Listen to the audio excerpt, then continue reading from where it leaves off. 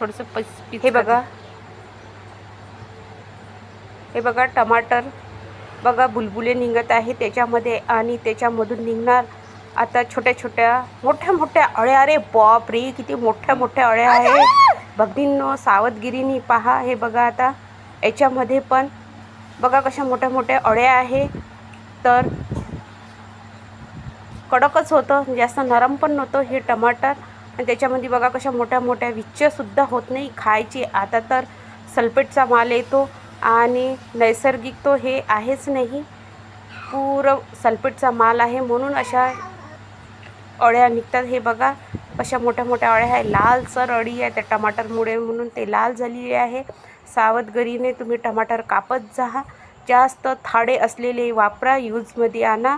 आणि हे बघा कमेंटमध्ये सांगा तुम्हाला खरंच अळ्या सापडलेल्या आहे का टमाटरमध्ये.